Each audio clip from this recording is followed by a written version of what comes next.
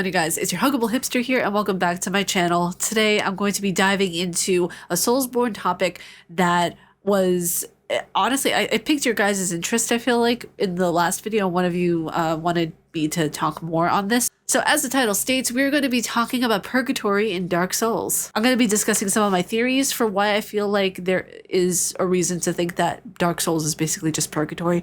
We're going to be discussing why the loop.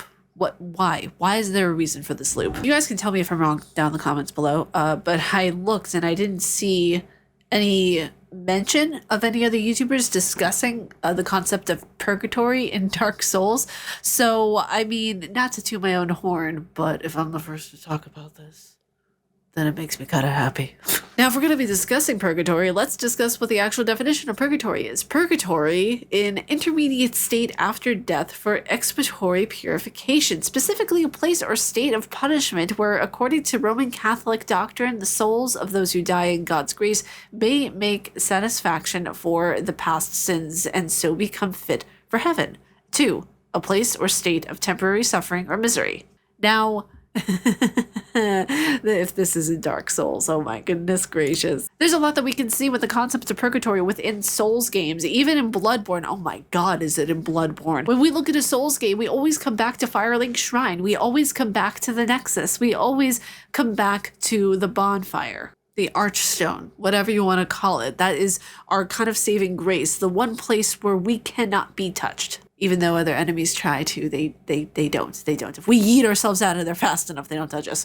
There's so much that we have to think about whenever it comes to Purgatory with the Souls games, because I feel like any rinse and repeat roguelike game to an extent could be considered a Purgatory game, but we have to look if it's in the right circumstances or the right ecosystem to be considered a Purgatory type of game. Dark Souls is because whenever you look at it, again, you come back to the Nexus, you come back to Firelink Shrine, you come back to where it all started, and you could consider also life in a sense of Purgatory. You're waking up, you're doing tasks in order to survive, you go to bed and you wake up and you do the whole thing all over again. So life in a sense is Purgatory. I mean, I didn't mean to cause an existential crisis, but you know, it is what it is. Even when we look at certain characters that are in Firelink Shrine or in the Nexus, we always come across really shady, colorful characters like Patches, who ends up selling goods and wares to everyone in the Nexus or Firelink Shrine. We end up seeing all these different characters that say, I tried to get out of here, I tried to do this, I tried to do that. No avail, no success, no getting out, but you're the one that gets out. Why? Because the developers made it so.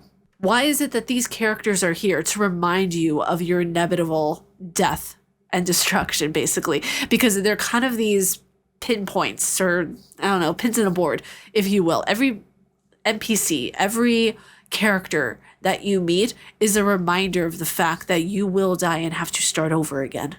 So when we look at Firelink Shrine, for example, let's take it all the way back to Dark Souls 1 Remastered. Let's look at Firelink Shrine, okay?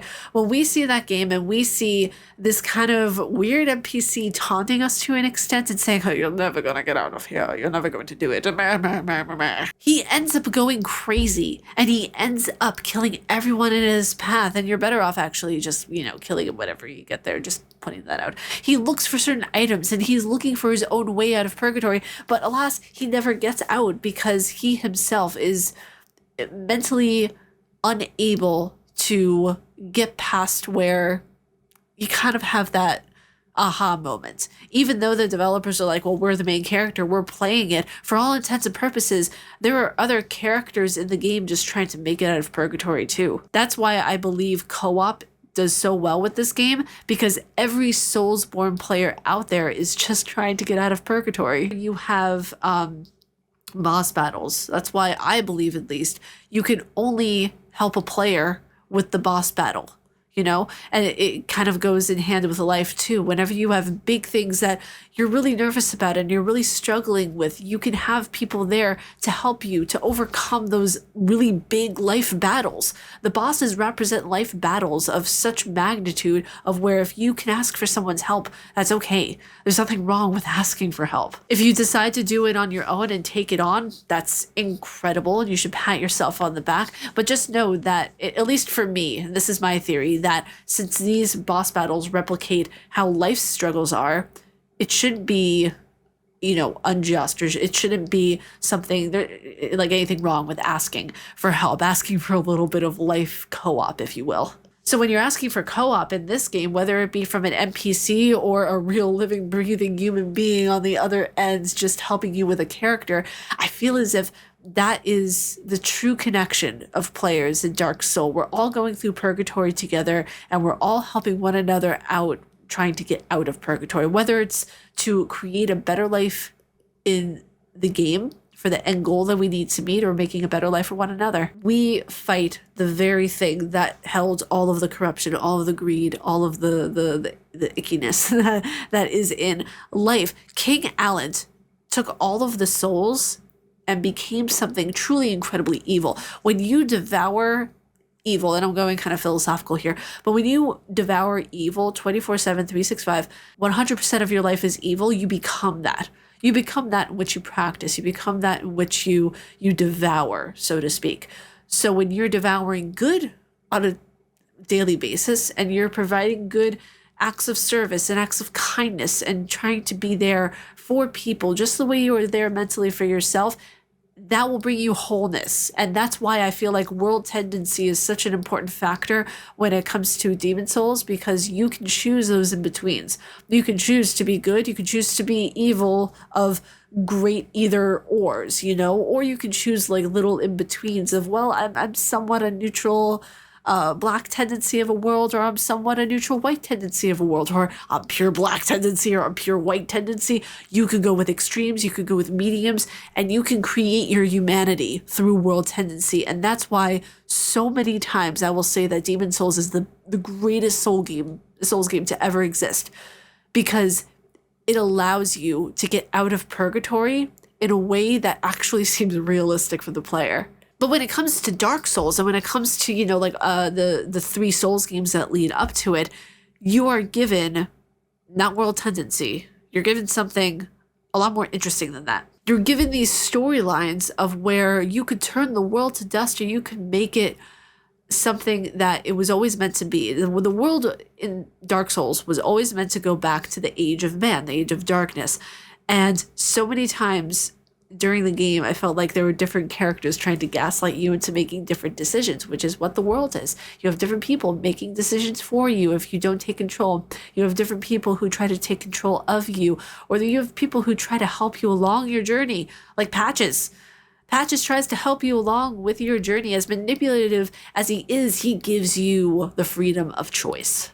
And in Purgatory, when you are dealing with these different constants, these different things of where, well, it may be certain here, but it's not so certain here, you see how the story applies to real life as well as it does to the game, obviously. Even in the DLC boss battle for Artorias, we see humanity and we see Purgatory there shine its brightest, because when we see the cutscene for Artorias, which is just absolutely iconic, we see how much Artorias was actually a good person. He actually fought evil, and he was known for fighting off evil. He was known for cleansing the area, but got so involved with the abyss, got so deep into the power of just everything that was evil without knowing it's evil. Because when you fall into something, it's not falling in all at once. It's a gradual process psychologically. You fall, and it's step by step, and it's slow, and it's gradual, and before you know it, you're at the depths of the abyss. So that's where I also think Purgatory plays a really heavy hand with this, because you can either, in Dark Souls, you don't have the world tendencies, but you do have the gradual decisions that you can make with choice. Do I completely become this evil thing? You have more of a subtle way to go about it in Dark Souls 1, 2, and 3. I feel like it is more subtle than it was in Demon Souls. These are just my theories. These are things that I've been, mulling over and thinking about ever since I started playing Souls games. I feel like they're so deep rooted in story and thought that we could have so many different topics or, and ideas go on about this game. It's, or games, I should say. It's really, really amazing. You guys, I hope you all enjoyed that video. And that was today's video on Purgatory and Dark Souls. Again, I hope you all enjoyed it. And if you all like my face and what I do, please be sure to subscribe and hit that bell down below. I make videos every day here on YouTube. I'm also still being sponsored by HelloFresh. If you guys want to check out HelloFresh, be sure to click that link down in the description below. It'll be the first link that you see. Check it out. Use my code. It helps on my channel greatly. I think we need like 9 more people to sign up before the sponsorship ends. So yeah, let me know what you guys think of it. If you guys do decide to sign up, it will be immensely appreciated. But may you find your worth in the waking world, dear hunter. Stay casually nerdy, and I will see you all in the next video. Umbasa.